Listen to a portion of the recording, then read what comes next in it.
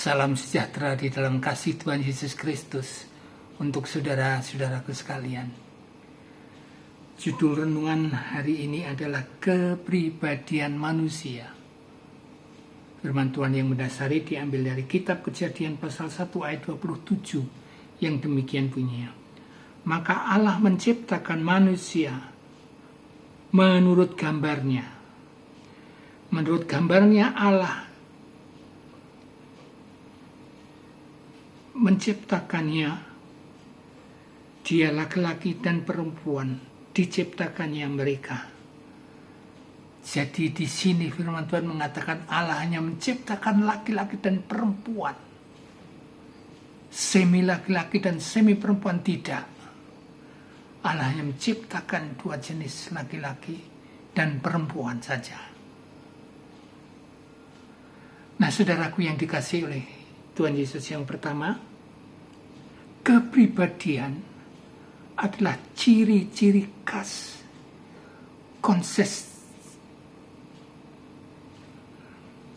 konsisten dari manusia untuk membentuk cara seseorang berpikir, merasa dan berkehendak. Jadi dikombinasi antara eksternal, antara gennya, dan internal, alam lingkungan, kombinasi dari itu terhadap bagaimana dia berkoneksi, berhubungan dengan dunia di sekitarnya. Inilah kepribadian.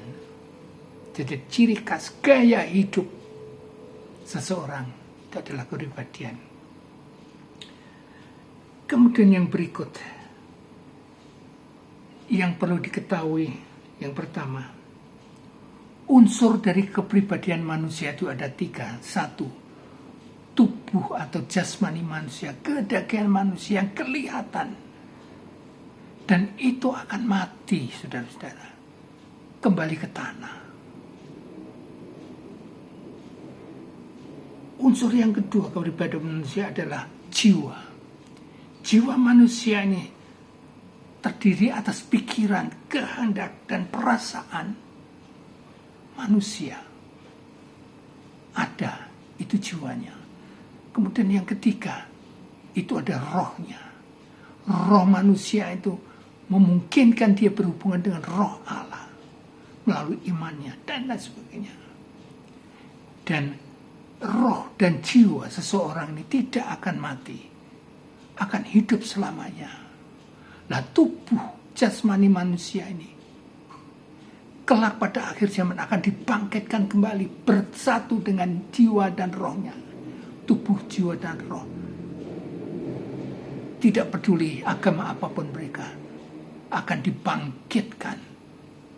Dan tubuh, jiwa, dan roh ini akan menghadapi pengadilan Kristus nanti.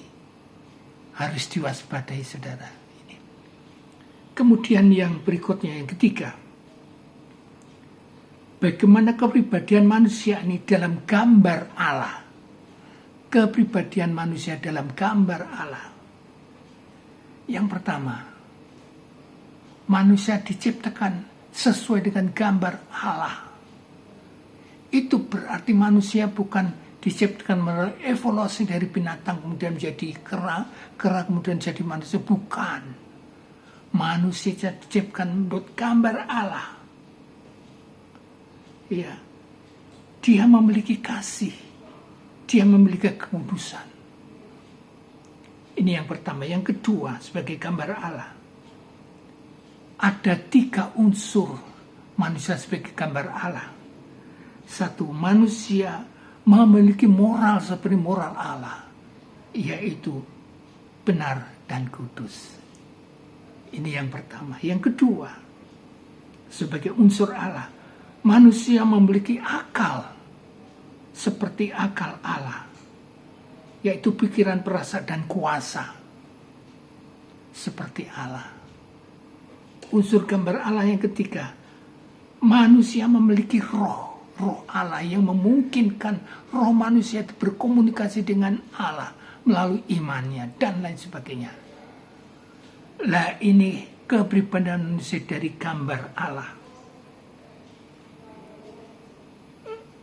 Saudaraku yang dikasihi oleh Tuhan Yesus Kristus, bagian berikutnya sekarang, tanggung jawab pribadi manusia ini, tanggung jawab manusia bagi pribadi itu. Manusia harus memuliakan Tuhan Allah yang menciptakan dia.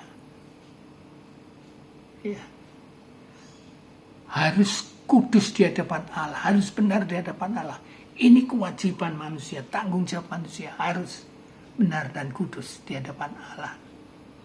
Kemudian yang kedua, tanggung jawabnya, manusia harus mengasihi Allah. Manusia harus mengasihi samanya. Manusia harus mengasihi dirinya sendiri. Manusia harus mengasihi lingkungannya. Karena dia diciptakan oleh kasih Allah. Tanggung jawabnya harus mengasihi Allah dan sebagainya. Kemudian tanggung jawab yang ketiga, manusia di dunia harus beranak cucu, memenuhi bumi ini, menjadi keluarga besar Allah, dan berkuasa atas segala ciptaan Allah di bumi ini. Ini tanggung jawab yang ketiga. Tanggung jawab yang keempat, manusia itu harus memelihara ciptaan-ciptaan yang lain. Entah itu binatang, entah itu tumbuh-tumbuhan, entah itu lingkungan, harus dipelihara dengan baik oleh manusia. Yang ketiga, manusia akhirnya jatuh dalam dosa. Dan dosa itu merusak tubuh, jiwa, dan rohnya. Tetapi dosa itu tidak menghancurkan pribadi seluruhnya, tidak. Masih ada sisa pribadi manusia. Dan oleh sebab itu Tuhan Yesus diutus ke dunia. Untuk apa? Menyelamatkan isi manusia yang sudah berdosa ini. Sekalipun dosanya seperti korupsi, kasih Allah akan membentuk kembali kepribadian manusia ini. Nah, oleh karena itu bersukacita kami mengakhiri khotbah ini melalui firman Tuhan 2 Korintus 5 ayat 17 yang berbunyi demikian.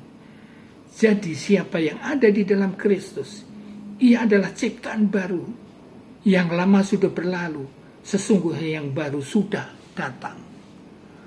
Hanya melalui Yesus Kristus, saudara yang sudah hancur karena dosa, diciptakan kembali menjadi insan ciptaan baru yang gaya hidupnya sudah diperbarui oleh kasih Tuhan Yesus. Immanuel. Amin.